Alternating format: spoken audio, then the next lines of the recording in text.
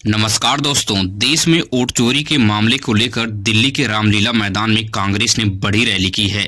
इस रैली में राहुल गांधी बीजेपी और चुनाव आयोग की मिलीभगत को लेकर जमकर हमला बोला है। राहुल गांधी ने कहा, दुनिया के विकसित देश ईवीएम का प्रयोग नहीं करते हैं, फिर भारतीय जनता पार्टी की जान जो है ईवीएम में क्यों फंसी हुई है। आपको क्या लगता है कि वोट ईवीएम या बैलेट पेपर से होना चाहिए? कमेंट में टाइप करके जरूर बताएं।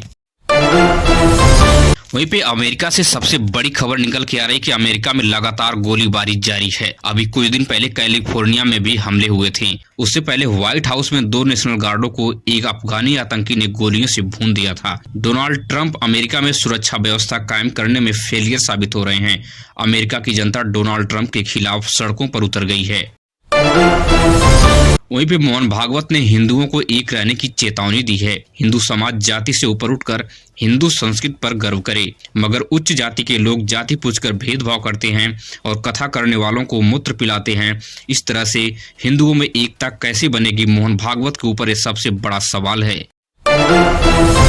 वहीं पर मैक्सिको जैसे छोटे छोटे देश भारत के ऊपर 50% की टैरिफ ठोक दे रहे हैं, मगर प्रधानमंत्री मोदी को इससे कोई फर्क नहीं पड़ता है। संसद भवन के चलने पर रोज 9 करोड़ रुपए खर्च होता है। संसद सत्र को छोड़कर प्रधानमंत्री मोदी 3 देशों की यात्रा पर निकल गए हैं। वहीं पर दिल्ली में भयंकर प्रदूषण घेर लिया है। आज दिल्ली की हवाएं भयंकर जहरीली हो गई हैं। AQI की बात करें तो 700 के ऊपर पहुंच गया है और कहीं कहीं जगह AQI 400 के ऊपर भी देखने को मिला है। यह जो है AQI बता रहा कि बहुत भयंकर पैमाने पर जहरीली हवा हो गई है। अगर आप इस वक्त दिल्ली में सांस ले रहे हैं तो ये समझ लीजिए कि आप 20 सिगरेट के बराबर जहरीली हवा ले रहे हैं। इतनी भयंकर प्रदूषण से निपटने के लिए भारतीय जनता पार्टी का डबल इंजन फेल हो चुका है। वहीं भारतीय जनता पार्टी की केंद्र सरकार और राज्य सरकार दोनों मिलकर इस प्रदूषण से निपटने में नाकामयाब साबित हो रहे हैं। वहीं पे उत्तर प्रदेश से सबसे बड़ी खबर आ रही है कि उत्तर प्रदेश के वाराणसी में 14-15 जनवरी को आपको नॉनवेज खाने को नहीं मिलेगा। 14-15 जनवरी को नॉनवेज पूरी तरह से बंद रहेगा। यह वाराणसी वालों के लिए सबसे बड़ा फैसला सरकार ली है। अब देखने वाली बात है कि कितने लोग इसका पालन करते हैं, कितने लोग नहीं पालन करते हैं, लेकिन सरकार ने सख्त हिदायत दी है कि अगर जो लोग इसका पालन नहीं करेंगे उसके ऊपर बड़ी कार्रवाई होगी।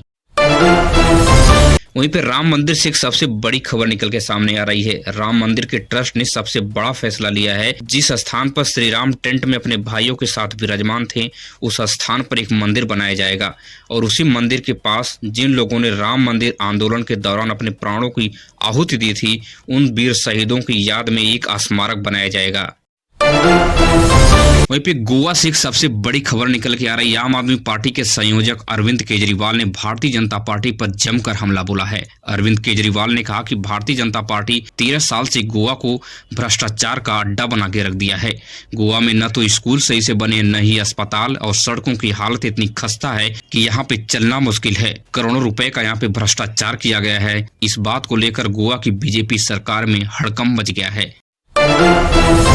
वहीं पर राजस्थान से एक खबर निकल के सामने आई कि भारतीय जनता पार्टी के बड़े भ्रष्टाचार की डील सामने आ गई है। रेवंत राम डांगा ने दैनिक भास्कर के स्टिंग ऑपरेशन के कैमरे के सामने 40% कमीशन मांगने का जो वीडियो सामने आया है। बीजेपी MLA डांगा ने 50 लाख का काम देने के लिए 40% का कमीशन मांगा। इस भ्रष्टाचार के बाद राजस्थान की बीजेपी सरकार की मुश्किलें बढ़ गई हैं।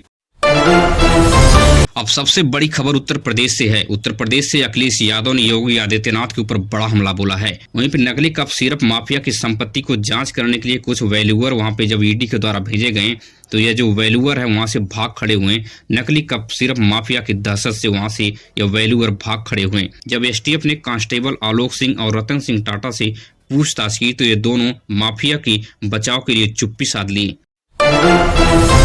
वहीं पे लोन लेने वालों के लिए सबसे बड़ी खबर निकल के सामने आ रही है कि सिविल स्कोर जिन लोगों का खराब हो चुका था, जिन लोगों को लोन नहीं मिल रहा था, अब सरकार इस नियम में बहुत बड़े बदलाव करने जा रही है। सरकार अब दिसंबर के अंत तक नए नियम लेके आ रही है और जिनका सिविल स्कोर खराब है उनको भी लोन अब दिया जाएगा। वहीं पे दिल्ली के मौसम विभाग ने 3 दिन की भारी अलर्ट जारी की है कि दिल्ली में भारी बारिश, मूसलाधार बारिश हो सकती है। बर्फीली हवाएं और कोहरा बहुत तेजी से देखने को मिल सकता है। इसलिए 3 दिन तक आप कहीं भी जाएं तो बहुत सावधानी से जाएं। वहीं पे SBI बैंक ने FD की एक बड़ी स्कीम लेके आई है। अगर आप 1 लाख रुपए जमा करते हैं तो आपको 1 साल में 41,826 रुपए का कंपाउंड इंटरेस्ट के साथ आपको बड़ी ब्याज मिलने वाली है।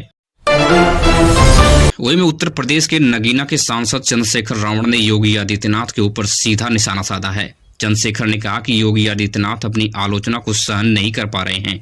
अमिताभ ठाकुर को सवालों से घबराकर 20 साल पुराने मुकदमों में जेल भेज दिया। ऐसा लग रहा था कि अमिताभ ठाकुर को कुख्यात अपराधी हैं, जिस तरह से प्रशासन उनके साथ पेश आ रही थी। इस बयान के बाद चंद्रशेखर के समर्थक और भारतीय जनता पार्टी के समर्थक आपस में भिड़ गए हैं। वहीं पे पश्चिम बंगाल की राजनीति में भूचाल आ गया है। दरअसल पश्चिम बंगाल में 58 लाख से ज्यादा वोटों को चुनाव आयोग काटने जा रहा है। ममता बनर्जी इसके लेकर चिंता जताई है। वहीं पे ममता बनर्जी ने साफ शब्दों में कहा कि SIR के माध्यम से बीजेपी पश्चिम बंगाल के चुनाव को जीतना चाहती है, इसलिए इस प्रकार की जो घटना को अंजाम दिया जा रहा है, 58 लाख वोटों को काटना, ये कोई मामूली बात नहीं है।